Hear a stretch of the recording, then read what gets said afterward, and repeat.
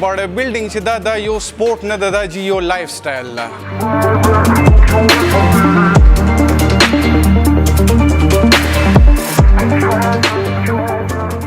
ما نوم جی امیر خان دی او زه لکی مروت نه تعلق لرم او زه دلته فټنس باډي بلډینګ کې تقریبا 10-12 سال ایکسپیرینس لرم او دلته کرنټلی مسټر لکی مروت یم. چې یو کس ته هغه وایي چې زه مطلب ایز ا هیلث ځان فټ کوم، مطلب یو دا لکه زه بیماری د ماته کمی راځي، شوګر د ماته نه کوي، کولیسټرول د ماته نه راځي، نو سیمپل راتلی شي دلته 20-15 منټ ورک آوټ کوی شي.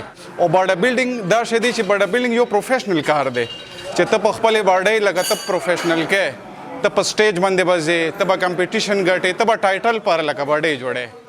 او مونږ خو دا شیو چې باډي بلډینګ خو مونږ په وینې کې د زه تقریبا سکول ایج نه باډي بلډینګ کې لګیا یم. او لکي مروت ډېره تاسو ته پته ده بیکورډ ایریا ده، دلته کلبونه هم نشته او مونږ حکومت ته دا اپیل کوو چې دغه طرف ته د لږ رجحان وکړي او فټنس هیلث کلبونه یې جوړ کړي، ځکه چې تاسو ته پته ده چې دلته ډرګس ډېر خلک زیات اچوي، نشې کوي، آیس کوي.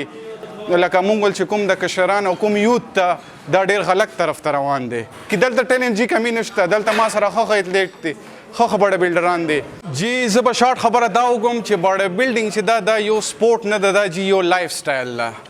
تا به مکمل لایف سټایل چینج سي او تا مایند به نیګیټیو طرف ته نه ځي.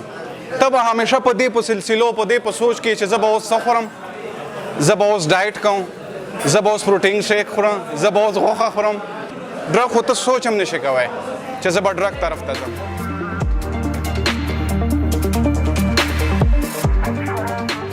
و تبدیلی دا ده چې سمور لیست کې سړی غلطو نه ورسره مني، فضول شوریدا نه مني، لکه خپل یو فټنس ته که نه هغه سړي برقرار وي.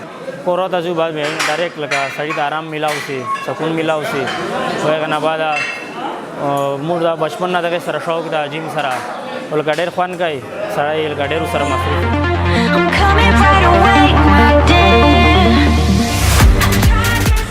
زمانه ډېره بیزي دی، لکه چا سره هم ټایم نشته دی.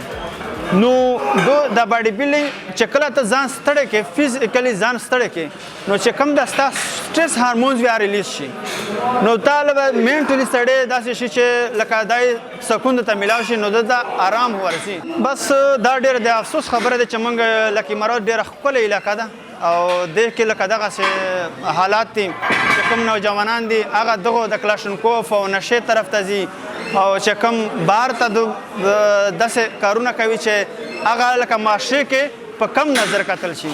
موږ کوشش کوو چې کم نوی نسل وي چې هغه ته موږ دغه دومره فیسیلیټي ورکوی شو چې دو دلته راشي، په باډي بلډینګ یې پوه کړو، په ایکسرسایز یې پوه کړو، فټبال ول راځي، کبډي ول راځي، چې څوک د په ویډیو کې په تصویرانو کې د کمې باډي دو وویني چې زه به دغه شی ته وجود جوړوم، په نیچرل خوراکو باندې په دغه باندې دا نه جوړېږي.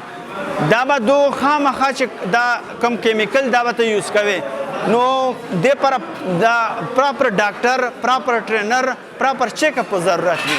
لکه هر کس دا نشي کوي او دې باندې انتهایی زیاته خرڅه کوي. او نارمل چې کم باډي بلډینګ دی چې موږ کوو، کم فټنس دی، آپ عام خوراک هم تر کوای شي. میډیسن دا سایډ افیکټ وي چې کم لکه دا کډنیز کې مسله جوړوي، لیور مسله هم جوړوي او نور هم د هارت کوم هارت مسلې هم جوړېږي. دینه لکه په سټیج هم باډي بلډران دینه فوت شوي دي.